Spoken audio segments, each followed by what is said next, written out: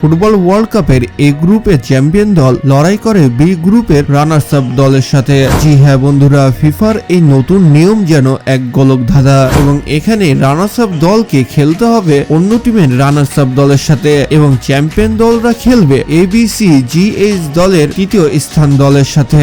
জি হ্যাঁ বন্ধুরা, এমনকি 8টি চ্যাম্পিয়ন দল খেলার পূর্ব মুহূর্ত পর্যন্ত জানতেই পারবে না যে রাউন্ড অফ 32 এ তাদের কার সাথে খেলা রয়েছে। জি হ্যাঁ বন্ধুরা, আজকের এই ভিডিওতে আমরা রাউন্ড অফ 32 এ কোন কোন দেশগুলো অলরেডি জায়গা তৈরি করে নিয়েছে এবং কোন কোন গ্রুপ থেকে কিভাবে তৃতীয় স্থান নির্ধারণ করা হবে এবং আপনার পছন্দের দলের সাথে রাউন্ড অফ 32 এ কার সাথে খেলা হতে পারে তাই দেখতে চলেছি। তাই ভিডিওটি আসলে অনেক ইন্টারেস্টিং হতে চলেছে, তাই থাকুন ভিডিওর শেষ মুহূর্ত পর্যন্ত। তো বন্ধুরা, গ্রুপে তৃতীয় স্থানের অধিকার নিয়ে যারা রাউন্ড অফ 32 এ প্রবেশ করবে তাদের বিষয়টা একেবারে কমপ্লেক্স। তাই যে যে গ্রুপের তৃতীয় স্থানের সাথে খেলা নেই তাদের কথা আগে বলে নিই। যেমনটা ধরেন গ্রুপ জে, যেখানে আর্জেন্টিনা, আলজেরিয়া, অস্ট্রিয়া ও জর্ডান রয়েছে। ধরা যাক এইখান থেকে গ্রুপ পর্যায়ে চ্যাম্পিয়ন হয়ে বের হলো আর্জেন্টিনা, তাহলে আর্জেন্টিনার সাথে খেলা হবে গ্রুপ এইচ এর রানার্স আপের সাথে। আর গ্রুপ এইচ এ রয়েছে স্পেন, কাবো, সৌদি আরবিয়া ও উরুগুয়ে। এই গ্রুপের রানার্স আপের সাথে খেলা হবে যে গ্রুপের চ্যাম্পিয়ন্স দলের এবং এইচ গ্রুপের চ্যাম্পিয়নের সাথে খেলা হবে যে গ্রুপের রানার্স আপ দলের। কিন্তু আমি ভিডিও শুরুতে তো বললাম যে রানার্স আপের সাথে রানার্স আপের খেলা হবে। জি হ্যাঁ বন্ধুরা, সেটাও সঠিক। যেমনটা এ গ্রুপের রানার্স আপের সাথে বি গ্রুপের রানার্স আপের খেলা হবে এবং ই গ্রুপের রানার্স আপের সাথে আই গ্রুপের রানার্স আপের খেলা হবে। মানে খেলার টেবিলটা এমন ভাবে তৈরি করা হয়েছে যে সাধারণ মানুষের মাথায় এটা ঢুকতে প্রায় 2 দিন সময় লাগবে। তাই আমার ভিডিওটা দুইবারও দেখতে পারেন কিন্তু। আর এইটার জন্য তো সাবস্ক্রাইব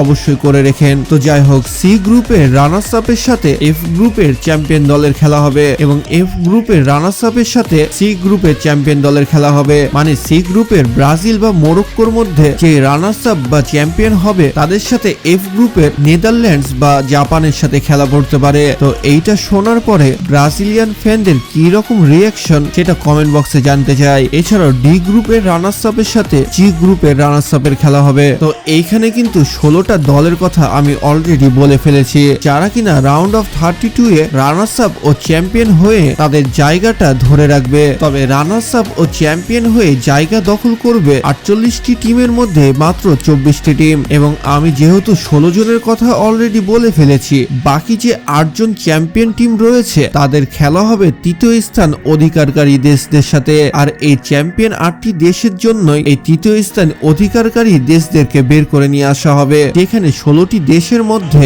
শুধু 8টি দেশই সুযোগ পাবে তৃতীয় স্থান অধিকারের। জি হ্যাঁ বন্ধুরা, 12টি গ্রুপ থেকে 8টি দেশকে বাছাই করে নেওয়া হবে তৃতীয় স্থানের জন্য। তবে এখন পর্যন্ত ডিসাইড করা হয়নি যে EI, DH, AL এবং BK এই গ্রুপের চ্যাম্পিয়ন দলগুলোর সাথে কোন 8টি তৃতীয় স্থান অধিকারী দেশের সাথে খেলা হবে। এটার ফিকচারও এখন পর্যন্ত করা হয়নি আর এইটার জন্য ফিফা অবশ্যই কিছু টাইম নেবে। তাই রাউন্ড অফ 32 এর নকআউট পর্বে এই 8টি দেশ জানতেই পারবে না যে তাদের কাদের সাথে খেলা হতে চলেছে। আর এই বিষয়টাই এই টেবিলটাকে খুব কমপ্লেক্স করে তুলেছে। তবে কিছু কিছু দেশ এমনও রয়েছে যাদেরকে আমরা সুপার 16 দেখতে পাবো। সেই দেশগুলোর নাম হচ্ছে ব্রাজিল, মরক্কো, জার্মানি, নেদারল্যান্ডস ও Japan, Belgium, Spain, France, Norway, Argentina, Portugal আর ইংল্যান্ড ও ক্রোয়েশিয়া। এই কয়টা দেশকে আপনারা সুপার 32 এ দেখতে পাবেন এটা কনফার্ম থাকেন। তো